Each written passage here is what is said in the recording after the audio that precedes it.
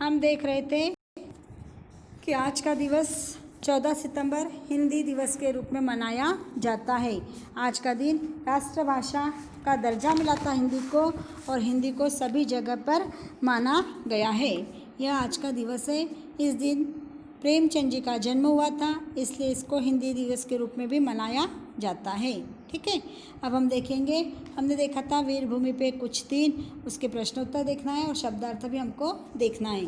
पहला शब्द है लोह पथगामिनी। देखो, लोह पथगामिनी कितना बड़ा शब्द है हिंदी में, लेकिन उसको क्या कहा जाता है? रेल। क्या कहा जाता है उसको? ट्रेन या रेल। दूसरा शब्द है जौहर। जौहर यानी क्या होता है? चिता में सामूहिक आत्मदहन करना। तीसरा दिया है सैलाब। सैलाब यानी पानी की बाढ़। चौथा आपको दिया है मुहावरे। मुहावरे का अर्थ लिखकर आपको नोटबुक में उसके वाक्य में प्रयोग भी करना है। दृष्टिगोचर होना यानी दिखाई देना। दृष्टिगोचर होना का मतलब क्या आया? दिखाई देना। दूसरा शब्द दिया आपको दस्तक देना। दरवाज़ा खटखटाना। किस्मत हमारा दरवाज़ा खटखटा रही है, किस्मत हमारे को दस्तक दे रही है, हमको उसको सुनना है। नहीं सुनेंगे तो क्या हो जाएगा? सारा हमारा नुकसान ही नुकसान हो जाएगा। ठीक है, अब हम देखेंगे संजाल पूर्ण करो। पहला प्रश्न देखेंगे, भारत के प्रसिद्ध दर्शनीय स्थल, कोई भी 4 स्थल आपको लिखना है, आपको जो आते वो। तो हम लिखेंगे लाल किला, ताजमहल, कोणार्क का मंदिर और 4 मीनार। हो गया, 4 हो गए इसमें। अब दूसरा देखो ख, चित्तौड़गढ़ में स्थित स्थान। चित्तौड़गढ़ के अंदर कौन से स्थान है? सिर्फ उसमें क्या आपको 4 ही स्थान लिखना है, तो कौन से भी आप 4 लिख सकते हैं। जैन मंदिर, गौमुखी कुंड, कालिका मंदिर, मीरा मंदिर, जो भी कुछ है उसमें दिए हुए आप कोई भी 4 आपको लिखना है। समझ में आ गया? अब उसके बाद में दूसरा प्रश्न देखो, नीचे दिए गए वर्णों का उपयोग करके 4-5 अर्थपूर्ण शब्द तैयार कीजिए। लोह पथगामिनी एक शब्द दिया है, इसके आपको अलग अलग शब्द लिखना है। जैसा हम लिखेंगे लोह का, पहला लिख लिए लोह, पहले इसमें क्या लो आ गया, लो यानी धूप होती। दूसरा आया लोहा आ गया, लोहा यानी लोहा हो गया। गामिनी लिखेंगे, गामिनी यानी चलने वाली। गामिनी का मतलब क्या होता? चलने वाली।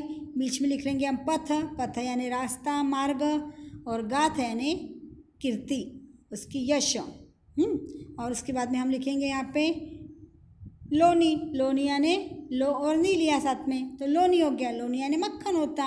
और पग, पग यानी पगा, पगा लिखे हमने। पगा यानी क्या होता?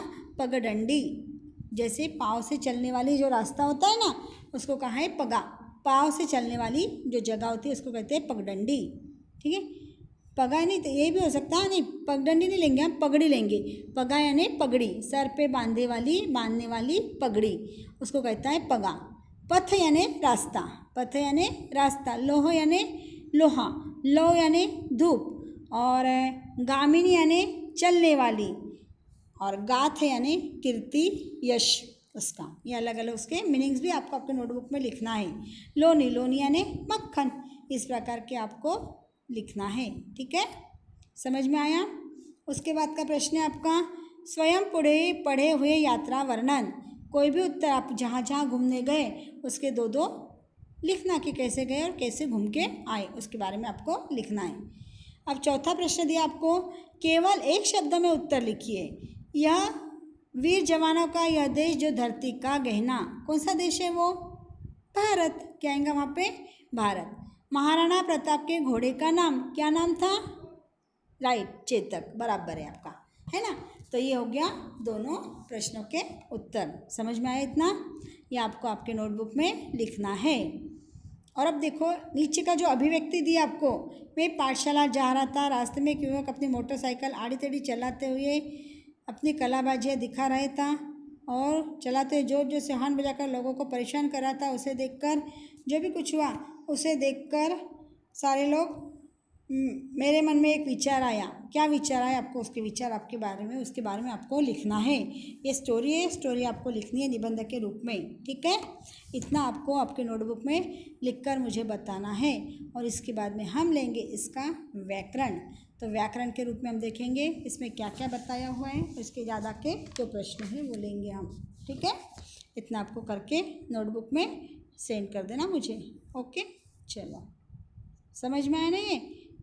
पहले क्या लिखना है? शब्दार्थ लिखना है, वाक्य मुहावरे लिखना है, मुहावरों का अर्थ लिखना है, उसके वाक्य में प्रयोग करना है। संजाल पूर्ण करो का पहला प्रश्न लिख के उसका पूरा उत्तर लिखना, फिर दूसरा, तीसरा, चौथा जो छोटे प्रश्न दिए उसके भी उत्तर लिखना, और जो नीचे की अभिव्यक्ति दी है उसको बड़ी स्टोरी के जैसी आपको लिखनी है। एक बार मैं आपको बता देती हूँ कि कैसा लिखना है उसके बारे में करके, ठीक है?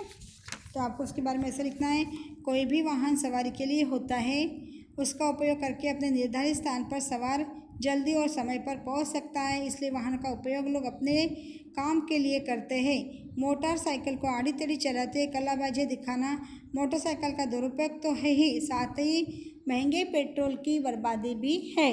इतना ही नहीं, इस समय स्टंट करते समय मोटरसाइकिल सवार से दुर्घटनाग्रस्त होने का भी पूरी संभावना होती है। इसे सवार घायल होकर अस्पताल में पहुंचने की पूरी संभावना होती है। इस तरह का करतब करना और हॉर्न बजाकर लोगों को परेशान करना सर्वथा अनुचित है। इससे लोगों को कष्ट होता ही है। कलाबाजियों की चपेट में आकर लोग बुरी तरह घायल हो सकते हैं। इसलिए मेरे मन में यह विचार आया कि इस प्रकार का स्टंट करने वालों पर अंकुश लगाना और यथोचित उन्हें दंड देने की जरूरी है। ऐसा आपको आपके नोटबुक में इस ढंग से आपको लिखना है। ओके, समझ में आया?